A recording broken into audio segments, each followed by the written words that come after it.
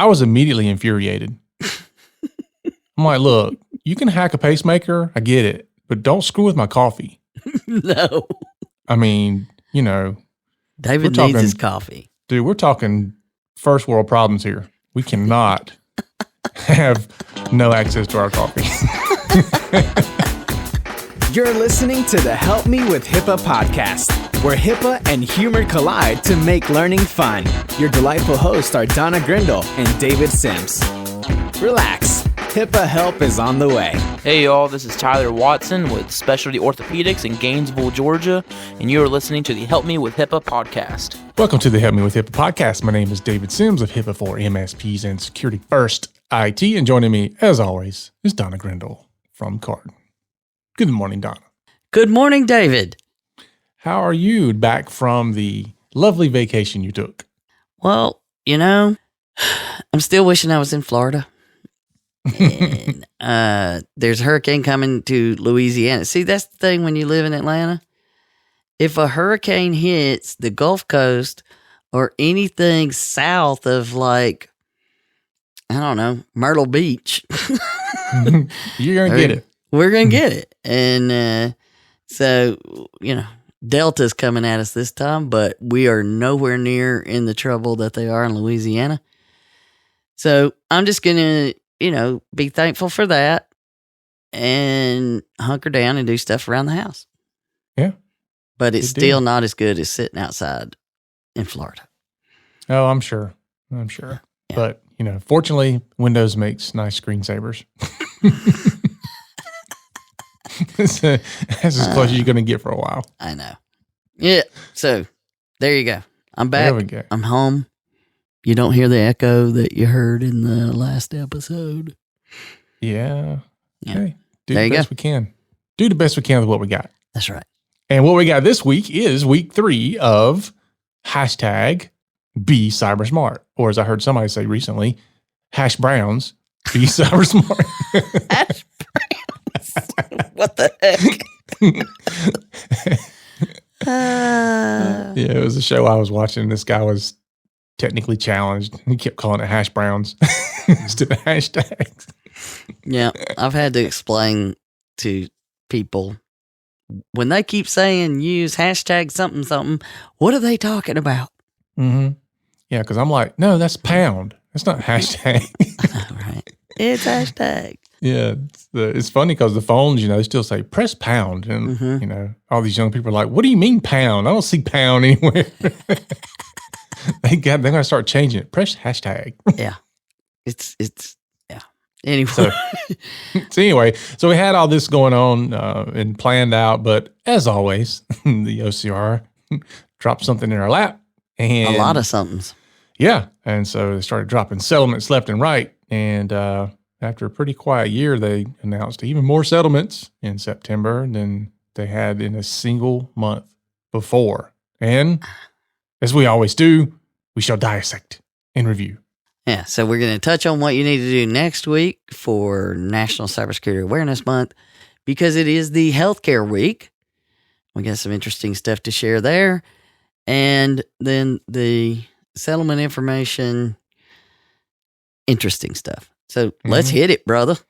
Yeah, we got to get into it. So listeners out there in listener land, this week you got to listen fast because we got to go fast. So right after a word from our sponsors. 2/3 of small businesses that experience a cybersecurity breach end up closing their doors within 6 months. Cyber criminals are targeting your practice and coming after your most sensitive data. Visit us online and schedule a time to talk about what you can do to protect yourself, your patients, and your practice. Our website is securityfirstit.com. That's securityfirstit.com. Does your business work with medical practices? As a medical practice business associate, do you realize that if you have access to patient information, you have to follow the same HIPAA rules as your client? Call Carden today at 678-292-5001 so they can assess your privacy and security practices to help ensure you are protected and prepared. Visit cardenhq.com to learn more. All right, we are back. Thanks to our donors for donating your kidneys to keep the show on the air. Now we get George going, wait a minute, I signed up for that? Don't worry, Ken. It's only George. All right. So we do want to have our normal HIPAA Say what? segment. And so something pretty funny happened on Twitter, of all places. Yeah. You want to talk about that? Yeah, immediately I was, it was shared with me when things started lighting up on Twitter because, anything the HIPAA's involved, I start getting it. And, the madness of COVID has only created other layers for us where HIPAA's concerned. And with all the folks, it kept announcing last weekend, all the folks that were announced being COVID positive around the White House and all this stuff is going on. And of course, there's tons of questions hitting about HIPAA and, blah, blah, blah. And then there's a tweet that comes out from Sean Spicer, and he said, it's one thing to report an additional staffer in the White House has tested positive, but revealing their name seems like a violation of HIPAA. And of course, that lit up Twitter for many reasons. Most people just noticed that he couldn't spell HIPAA. He said HIPAA, not HIPAA. So a lot of people were correcting him. But the head of HHS in the 90s is Donna Shalala, who tweeted, "That's not how HIPAA works. I should know. I wrote it." And I'm sorry, but that's the biggest mic drop of the year. I know. It's just like, bam. And, and then people are like, so I loved it that somebody like further down in there goes, well, that may be the way you wrote it, but that's not the way it's being enforced today. People are losing their jobs for doing that. And I'm like, I started to answer that one and I went, but their job was in healthcare. Anyway, it created quite a stir, but it was an awesome mic drop moment. And I wish I could think of something that good. But isn't that the reason they're furloughing all these people in the airlines is because they're asking people HIPAA questions? That's it. They're violating HIPAA left and right, so they're furloughing all of them. HIPAA. That's a HIPAA violation. I mean, it's funny. It's like, you just wish you could say that. Like, I wish I could say, I should know. I wrote HIPAA, doofus. But, I mean, good for her. I started to say, maybe I could say, I should know. I read HIPAA all day, every day. But it's just not the same as I wrote it and walking out of the room. I mean, there was nothing else. No need to be said. No, it was like, and for those people that argued with her, that's even funnier because I know that she doesn't know. Well, it's funny because we hear the same arguments all the time. Mm-hmm. If it's not people that are, prospects or clients that are wanting to argue the point, then you got the quote unquote HIPAA experts that want to argue certain points. And it's funny because most of the time it's like that. It's like you're arguing something has no basis at all. It's like, well, why do I need to do that? Well, because that's what the law says. Okay, I get that, but why do I need to do it? And the law doesn't apply to everybody. Hello. Yeah. And at some point, you and I have figured this out, but at some point you just go, you know what? It's your business decision. I don't care. It is. And that's all I can do. Yeah. Because I get, years ago, you and I both would, bang our head and drink a lot of stiff drinks at the end of the day because it's like, you get angry at people. Like, would you please do what you're supposed to be doing? And now it's like, I don't care if you do it or not. This is what you're supposed to be doing. But if you don't do it, it's your business decision. I'm just trying to help you out. Not my problem.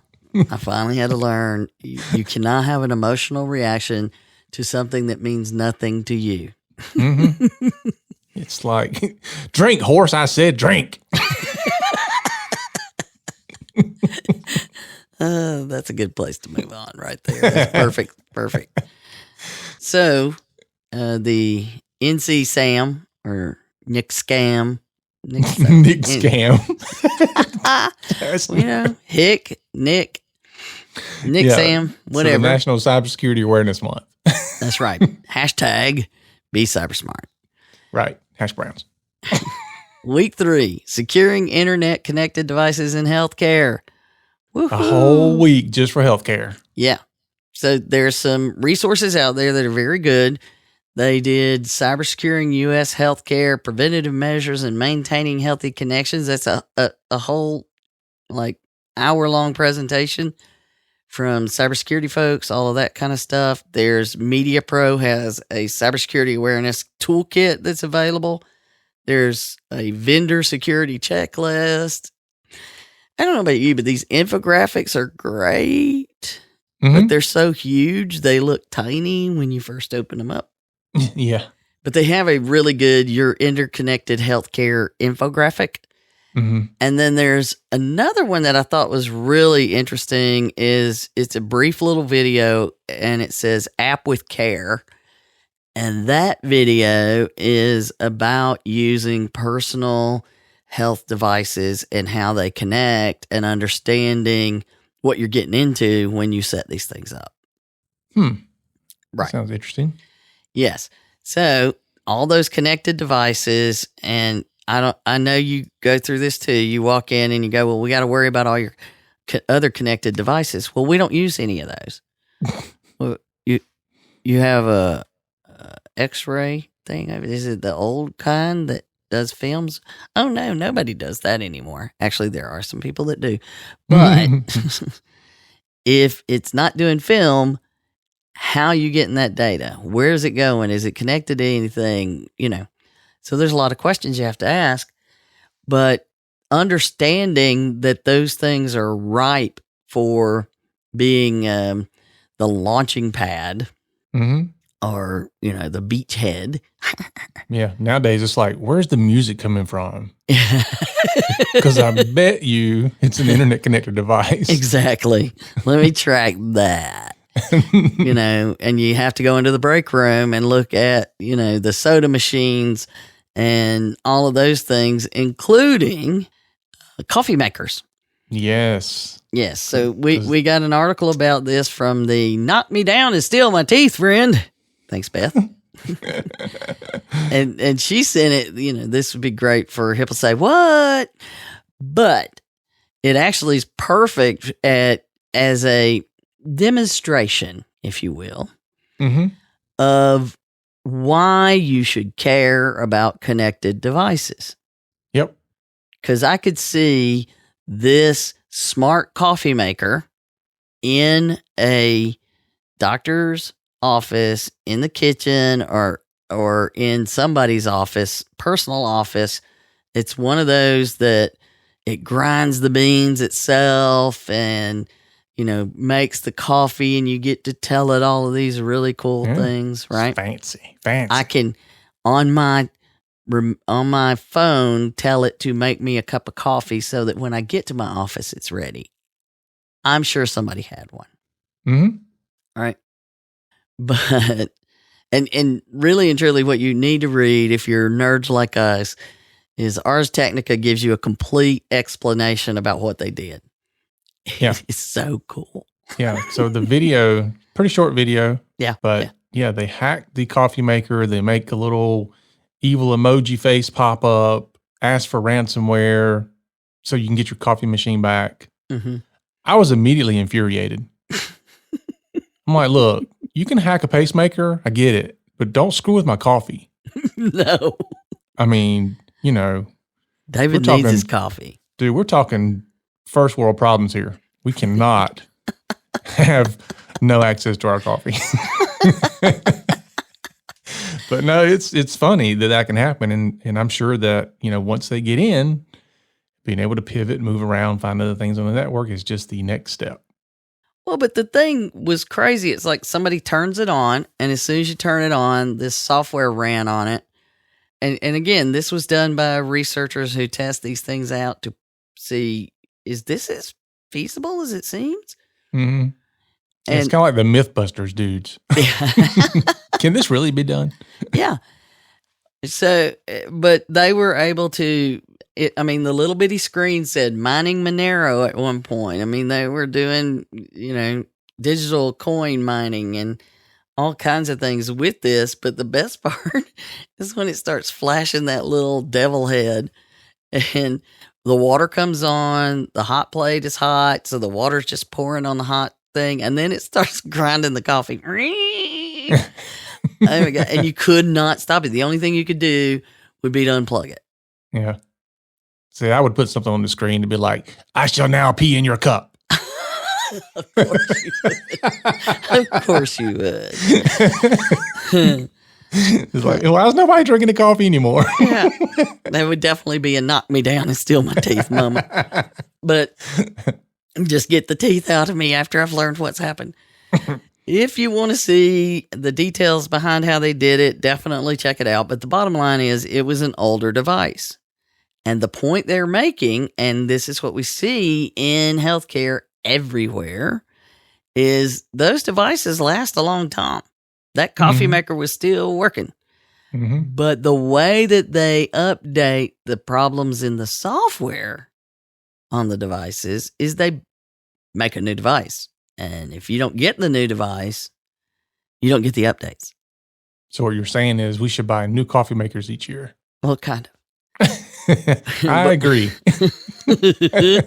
But one of the most interesting things that I saw there was, and they had highlighted this quote, and it demonstrates this really concerning issue. And we'll talk about this again with next week's. The week 4 is interconnected, the IoT in your home and everywhere else. We're focusing on healthcare. But this is perfect because it points out the lifespan of a typical fridge is 17 years. How long do you think vendors will support software for its smart functionality? We know that some of those devices never get an update, ever. Yeah. I'm sitting there thinking, and I'm like, I don't know that I've ever seen anything like that. Well, I know when I saw the Roomba guy speak at Secure World, and he talked about the way that they maintain the software, and when the little Roomba goes and docks itself on its own, and at like 4:00 in the morning or whenever it gets its updates, and they're maintaining the devices, which was really cool to hear how they were worried about security. Unlike most of the other people that make these kinds of devices. But that point of, okay, today you're going to buy one of those. Personally, I don't need to be at the grocery store and look in my fridge and see if I have eggs. I either get them or I don't and deal with the consequences. But those devices are getting connected today, and they're never going to get an update. They weren't designed to. So if it's not getting updates anymore, and this was the point they said, but with the pace of IoT explosions and bad attitude to support, we know about that. We are creating, this is the terrifying part, we are creating an army of abandoned, vulnerable devices that can be misused for nefarious purposes, such as network breaches, data leaks, ransomware attacks, and dedicated denial of service attacks, DDoS. I somehow I get a flashback of the iRobot movie. Yeah. There you go. It's all of those issues are in place right now. So all those connected devices we need to be paying attention to in healthcare. Use some of these things as an example. Take the time to share it so that people start to think about the devices that are connected in a healthcare environment. Because the coffee machine being connected to the same network with a PAC system could be a major problem. Yeah. And just realize that, when you have your IT, especially outsourced IT, if they come in and they're scanning the network, they're not looking for coffee makers. No. And if they find one, they're like, oh, coffee maker, not my problem. Yeah. And you move on. Yeah. So, well, the thing about this one is when you plug it in, it makes its own little network. because that's how many of them do. They create their own little network. You connect to it to then connect it to the main network that you want it to connect to. Yeah. That's why all our little IoT stuff has its own little network. Yeah. It's complicated. I mean, it's, used to protecting networks and machines was so simple. Mm-hmm. And, nowadays it's just crazy. Yeah. I told a lady, I think it was last week I was talking to her, and I said, Donna and I both feel like the lifeguard that's up on the beach. We're high up in the stand and we see all these sharks, circling in the waters, and everybody else just running around playing in the water, and we're sitting there screaming and hollering at them, no, shark. I was like, that's what it feels like. Yeah, it does. Because they're all looking back at us going, oh, that's nothing. That's the kid with the little shark fin. Yeah, it's not a problem. They're not harmless. Yeah. They don't want me. Yeah, show me a documented case where they bit somebody. I'm going to swimming right in the middle of it. It is. It's just, you get to where you're like, I wish people would just understand how dangerous a lot of this stuff is. And, you're living in a high crime neighborhood. It's called the internet. Yeah, it is. It is. It's a very nice neighborhood, but it's also high crime. And everybody just, they don't get it. Yep. So that does bring us on to the documented cases, though, with OCR dropping them left and right in September. It was like every time we turned around, bam, there was another one. Yep. Now I think they're going to be busy for the rest of the year. Mm-hmm. At this rate, if they keep this up, we'll just have podcast episodes about whatever they've found lately. Yeah. So let's do them in order of the announcements. And I did notice on these, when I was reading the resolution agreements, I noticed these first two were signed in March, like March 27th, but they didn't announce them to September. So maybe that's why we're seeing so many in September is everybody's kind of like, we can't throw this stuff out right now. Yeah, let's wait till the world calms down just a tad. Yeah, let's get in that lull where you would think it would be a lot easier to handle. I'm sure back in March, it's like, oh, everything will be a lot quieter by September. And then it really is 2020. Okay, so the first one is, and David, this one is a good one for you. Mm-hmm. That you're always, trying to make people understand the headline is Hipaa business associate pays $2.3 million to settle breach affecting protected health information of over 6 million individuals. And so first of all, it's a business associate. Mm-hmm. And what it is, this CHSPSC LLC, it's but the bottom line is a lot of folks do this in these larger organizations. So Community Health Systems, Inc. in Franklin, Tennessee is no different than many of the others.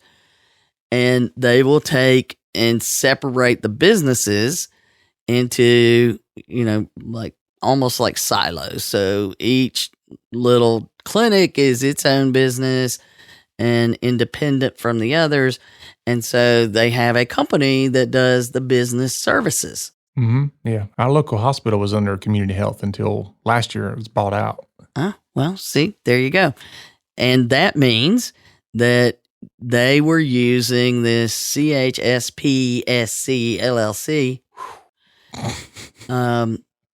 as their provider of IT and health information management to the hospitals and physician clinics indirectly owned. It's all of those funky little things. But the bottom line is this was the IT provider. It was a separate entity that was a business associate that was the IT provider for all of those systems. Mm-hmm. Yeah. There you go. This is your managed service provider. Yep. It's structured. Yeah, it's structured differently than what most look at, but you're looking at a version of an MSP that's likely owned by the health system in some way.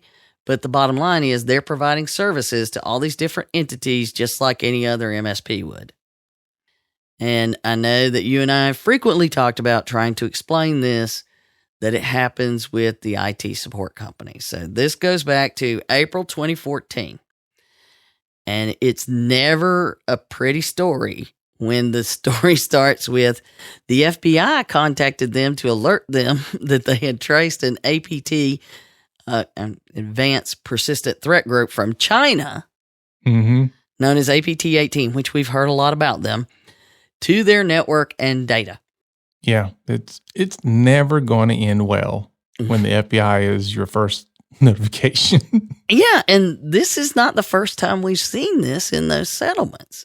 No. Is they're notified by the FBI or somebody, and then everybody, I don't know whether they notify somebody and everybody's like, ugh.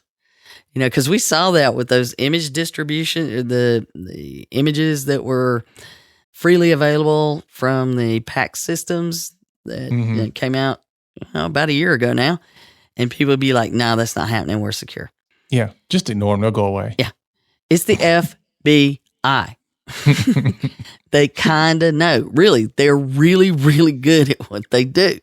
Yeah. Especially with this cybersecurity stuff. And, when you realize that most of the folks in Department of Homeland Security that you ask, they see cybersecurity as like the number one, cyber attacks is the number one problem we face impacting our national security, our economy, all these things. That's why the FBI spends a lot of time on this. Yep. So the hackers used compromised administrative credentials. That would never happen. To remotely access the CHSPSC. So our pseudo MSP information system through their VPN. How many times have you heard we use a VPN, we're fine? Yeah. Yep. No. Yeah. So then they were able to exfiltrate PHI for over 6 million individuals. And that intrusion, as we say, affected 237 covered entities. Wow. So it's not one big company. There are 237 different covered entities, and this MSP was supporting all of them. That's a lot. Now, I wonder if OCR is going to go and look at all 237. Well, they were looking at the practices of CHSPSC, not the 237 entities. Right. And they, here again, they have it very clear in their intro statement after they talk about what happened. OCR's investigation found long-standing systemic non-compliance with the HIPAA security rule, including failure to conduct a risk analysis. No. I know. Shocking. That's the first time we've seen this not. And failures to implement information system activity review, security incident procedures, and access controls. That's a lot. Yeah. That's a lot. And so, of course, then we have our featured statement from the OCR director. It says what? The healthcare industry is the known target for hackers and cyber thieves. Failure to implement the security protections required by the HIPAA rules, especially after being notified by the FBI of a potential breach, is inexcusable. Ouch.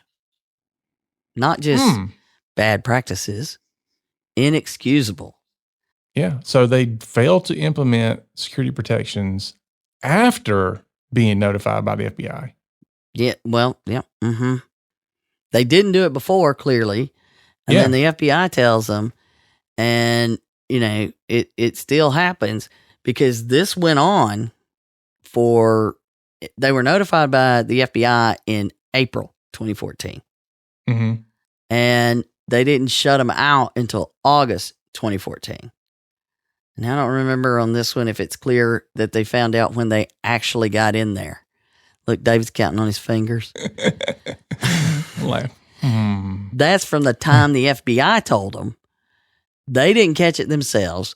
The FBI catches it, and then it still takes that long to get them out of there.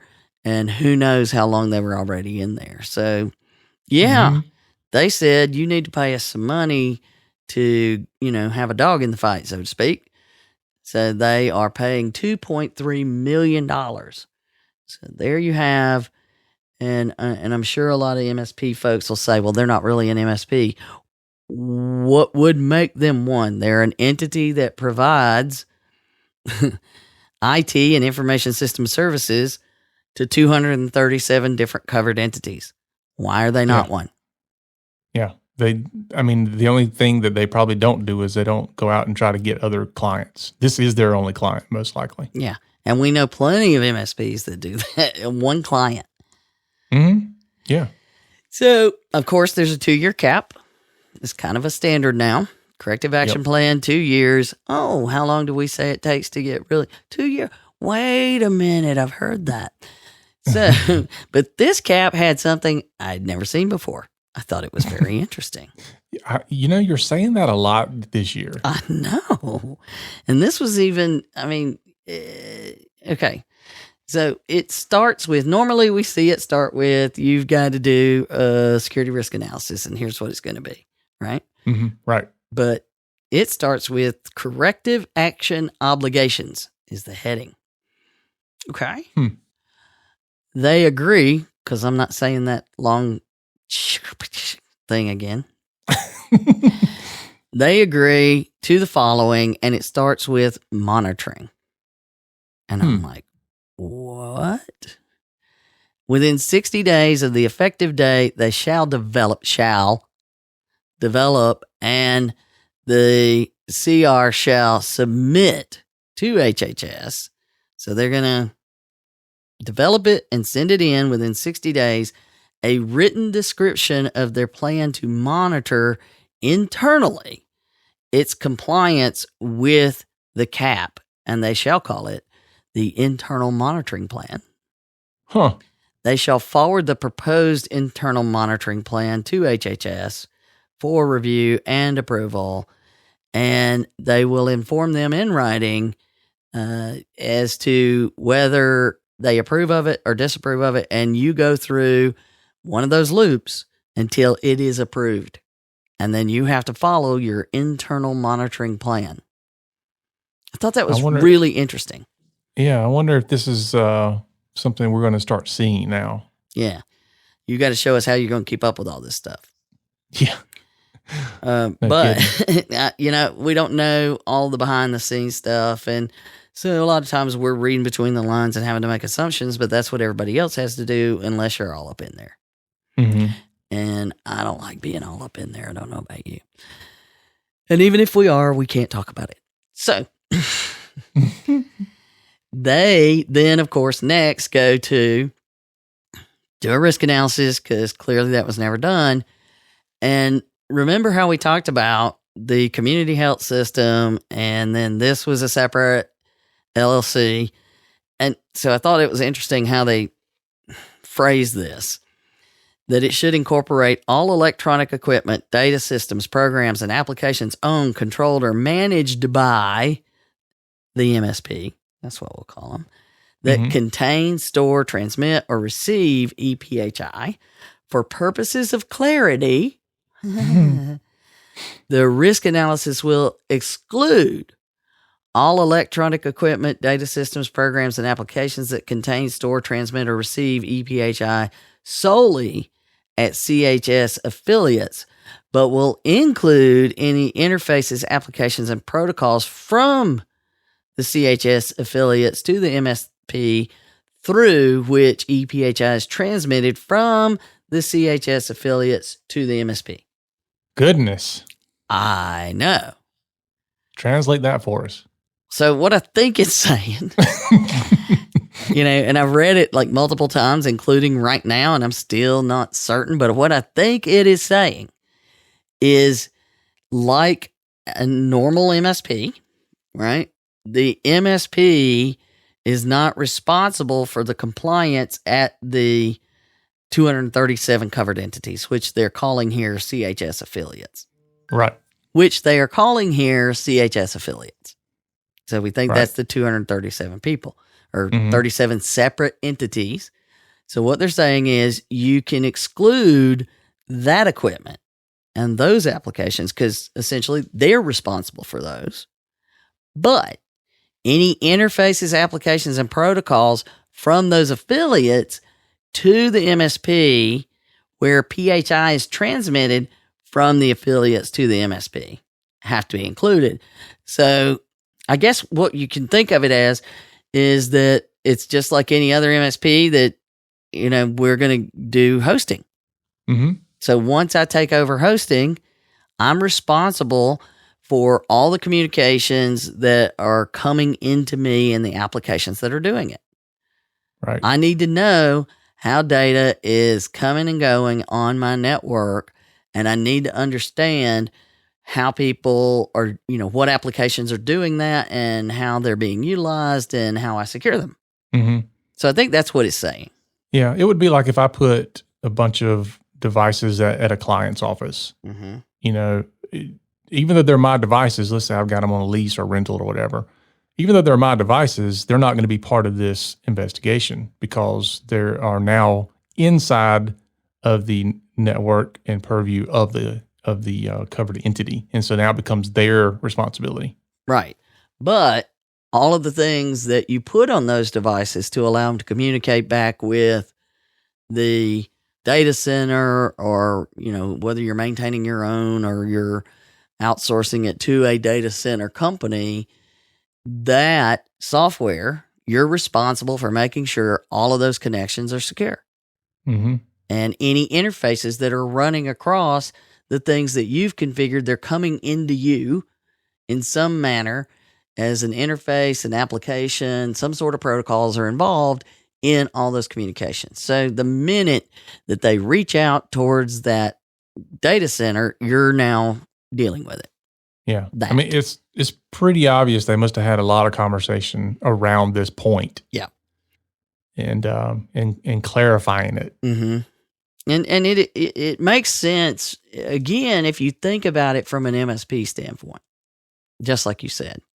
Where do I take over control? Well, I take over control the minute I'm opening up that connection between my client and the data center services that I have sold them.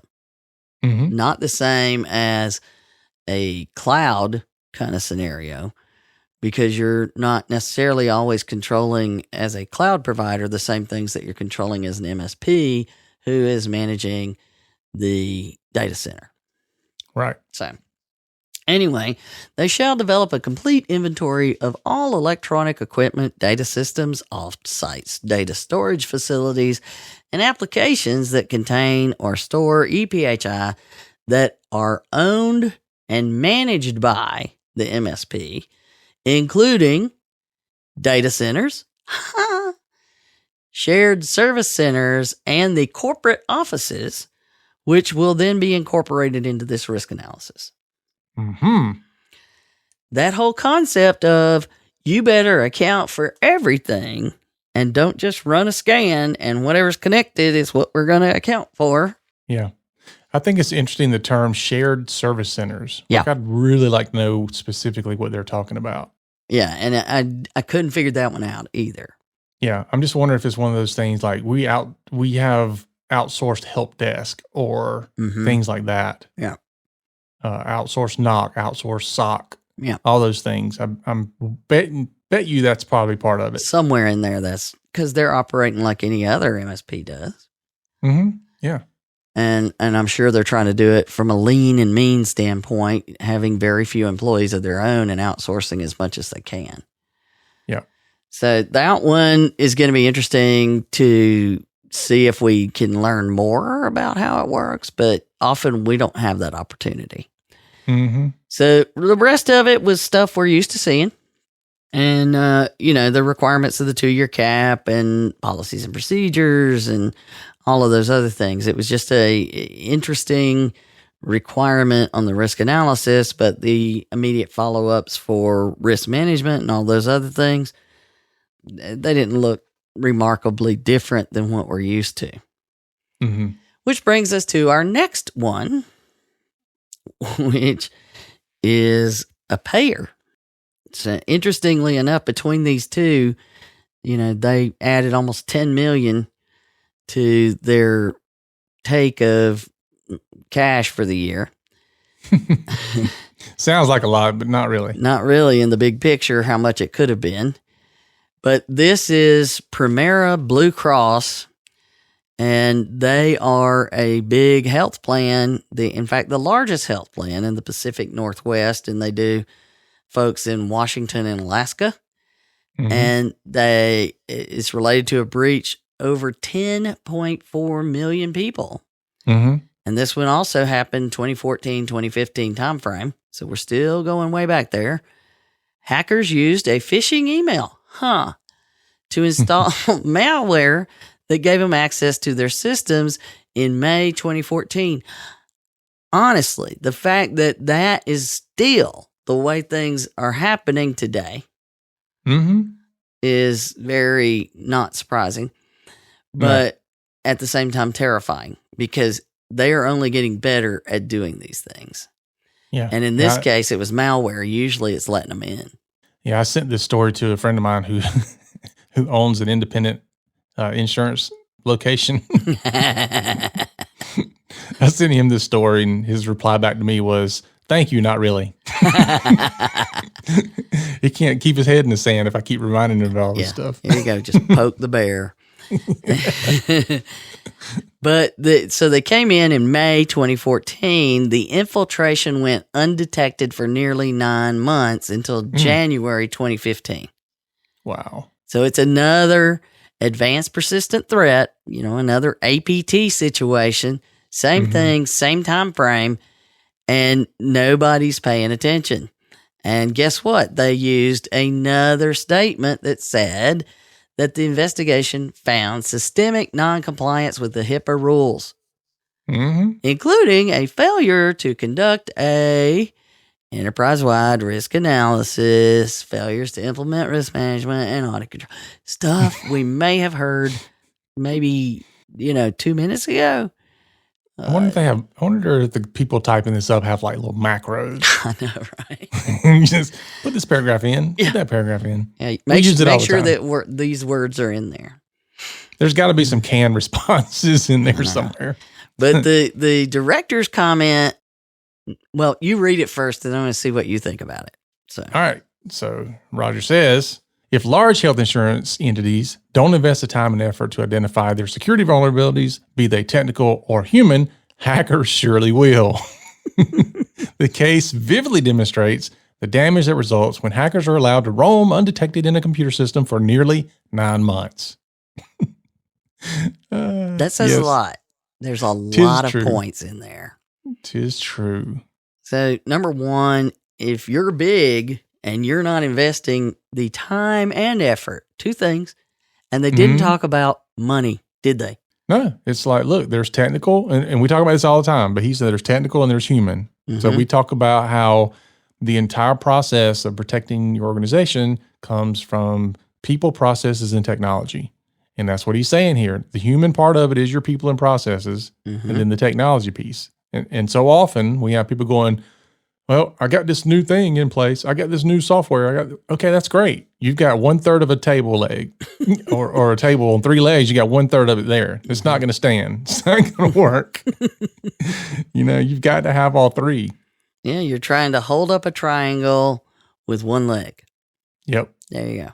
And that whole point brings up, not only throw some money at it is not effective. You have to spend the time and effort to look for your vulnerabilities, because the hackers are going to do that. And you have to pay attention and assume they're going to get in. And I love the word vividly. The damage is serious when they're in there.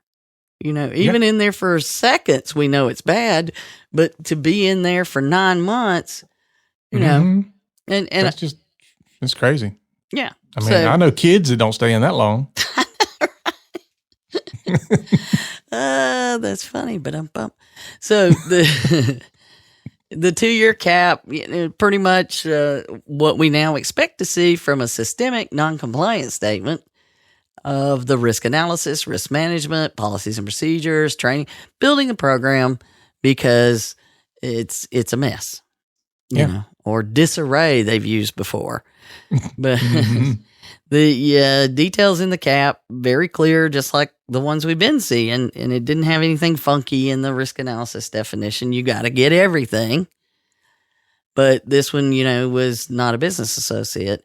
But I am sure we're going to hear more on this one, because the news just came out that Anthem just settled, hopefully what for them will be their last lawsuit dealing with the breach from, 2015? Mm-hmm. Where the 80 million people were, and this one was like 39.5 million, and they paid 16 million to OCR, and they had 115 million they paid. I mean, there's been a bunch of money. So if you're insured under Anthem, just know where your money's going. If you're getting denied all of a sudden more often, might want to ask some questions. But, they did point out that this is second only to the Anthem settlement. Mm-hmm. So it's the second largest fine that they've ever done. And, Anthem is just now, I thought it was ironic that this is announced at the same time Anthem is supposedly closing out what happened 5 years ago in a multi-million dollar settlements across multiple cases. Mm-hmm. So I think it's very telling that these were those kind of situations with the systemic noncompliance that we've heard mentioned, that we're looking for egregious issues. And the Noonan interview said that, and Severino said that, Mosley Day has said that. There's no doubt about it. If you can't show you're trying and that you have been trying, they're not going to be fond of what you have to offer. That's right. So at any rate, then we had one more, bam, that came out. And this is the 8th one about HIPAA right of access. Yeah. They've made it clear. We've been telling you for almost 2 years now, at least 18 months, we've been telling you it's a HIPAA right of access initiative that's going on, and you need to get your ducks in a row. Make sure your policies and procedures are accurate and that they're being followed and that you can show you're auditing them, and so on and so forth. Yeah, and I think I brought it up in the previous episode, but I talked to a friend of mine who's a lawyer, and he said that he's trying to represent a patient, and the patient has been requesting their medical records since right after March, late March, I think. And they keep hearing, due to COVID, we hadn't been able to get to that yet. This is months later. I don't think they're going to find that as exceptional. A reasonable excuse for this long. And, it might have been an excuse to get them to 60 days. But still, you could say due to COVID, within 30 days, we'll get it to you within 60. But that's all they're allowed under the law. And there was nothing that OCR did in their enforcement discretion that alleviated that. 'Tis true. So has your friend filed a complaint? I'm not sure. I've not talked to him about that specific thing. I did send him this that we're about to talk about. He just said, hey, just want to let you know, here's you some more stuff you can use. Because I told him, I was like, just go up there with those articles and just lay them on the desk and be like, okay, this is your last chance. Yeah. I said, you'll probably walk away with your records you won't. Yeah, but it's still the same problem. And will they correct their behavior? I don't know. But that's why we're they're bringing them out. And they had 5 in one announcement, and they've added this one, and they had the 2 others. So clearly this is a bigger problem. And they said they had no shortage of these complaints. You just don't want to be the one that comes popping up on the radar next. That's right. So this one goes back to April 25th, 2018. They get a complaint from a mother alleging that beginning in January 2018, she made multiple requests to St. Jude's SJHMC, which, again, everything has to be complicated with how, who it is. But this is St. Joseph's Hospital and Medical Center, which is a DBA for Dignity Health. But this one's in Phoenix, Arizona. And this one's a large hospital. And they have hospital-based clinics. I mean, this is big. They should be able to have the resources to solve this problem is kind of the OCR approach. But anyway, they were asking for a copy of the medical records, and the mother is a personal representative and allowed to do so. And they provided some of them, but she kept following up with additional requests in March, April, and May. And they did not provide all of the records still.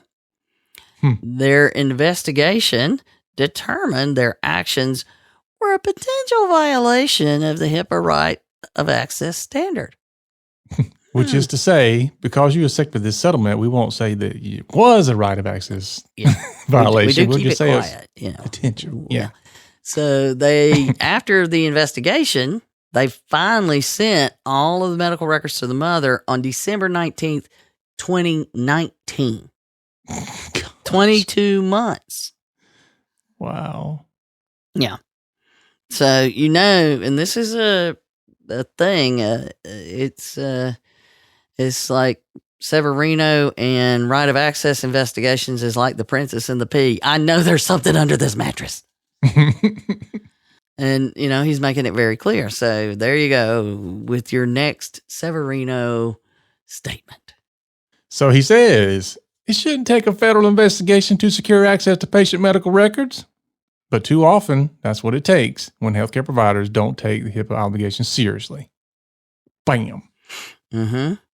He didn't say bam. I said no. Yeah. David said bam. You're not done. Oh, it wasn't highlighted.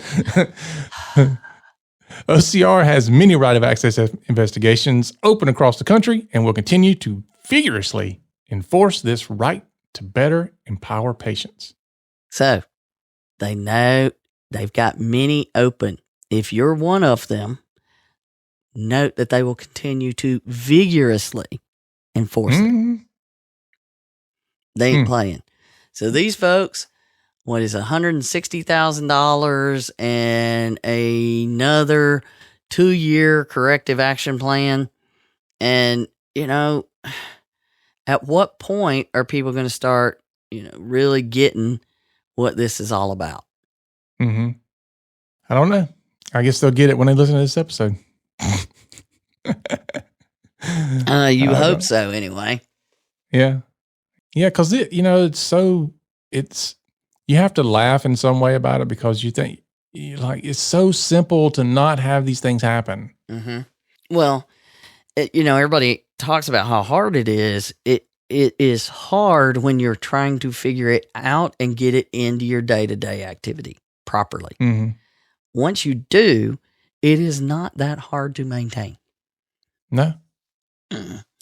Nope. But they do in this 2-year cap.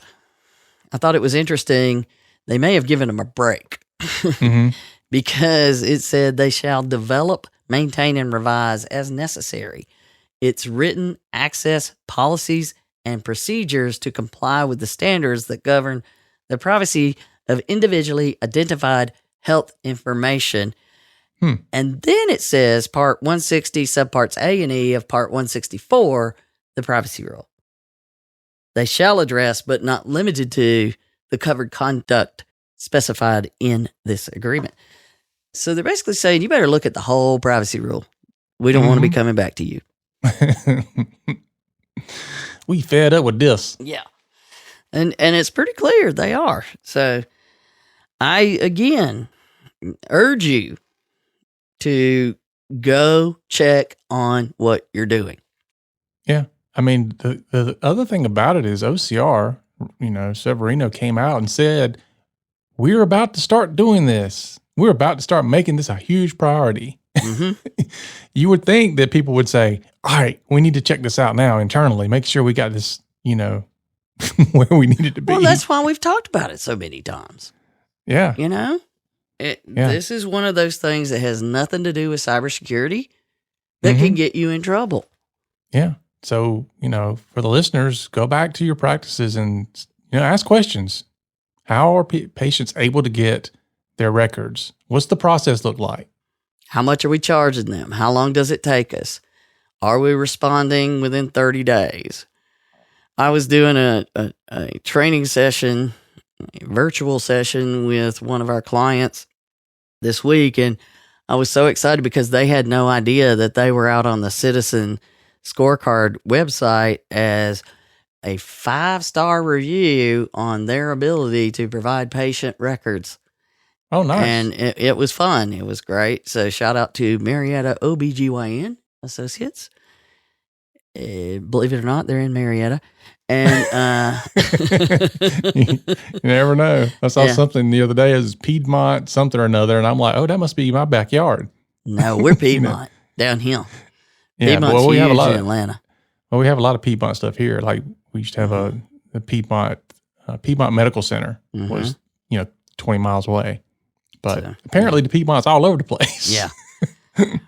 We don't even want to go down that rabbit hole because, geez. But anyway, it is something that is hugely important as a part of patient care. Patient care, folks. Mm-hmm. And that's that huge thing of, this isn't about compliance risk. This is about patient risk and business risk. And that's the way you need to look at it today. Yeah, you've got to change your thinking that patient care only happens in the exam room or only happens inside the walls of your practice. Patient care is protecting their data. Patient care is providing the data back to them in their patient records. Mm-hmm. So it occurs through the entire life cycle of your patient interaction. Mm-hmm. It's not just, what's happening in the exam room. Well, there you have it. That's what I say. So we've gotten through a bunch today. Mm-hmm. Hopefully next week we could just talk about IoT, but I'm not seeing that happen. No, OCR is going to drop another one. Yeah. So lead us right up to our scary Halloween episode. Yeah, and I'm working on another one with an interview that it was really cool. Well, I'm not going to go into all the details, but the net of it is I cheered in the middle of her Secure World keynote because it was a brilliant idea. So rather than, me sharing it, I'm going to have her come on and share it. Sweet. Cannot wait. I know, right? Yeah. All right, folks, that is our show for today. So remember to follow us and share us out on your favorite social media site and rate us on our podcasting app. We always need your help spreading the word. And so remember, for Donna and myself, that HIPAA is not about compliance. It's about right to access. It's about patient care. You've been listening to the Help Me with HIPAA podcast, hosted by Donna Grindle and David Sims. The show created to help you with HIPAA. For more information or to ask us a question, visit our website at helpmewithhipaa.com. Neither Donna Grindle or David Sims are attorneys, and they do not offer binding legal advice concerning regulatory compliance. The information in this podcast should not be relied upon or construed as legal advice in any way. Consult your attorney for legal advice concerning compliance with HIPAA regulations.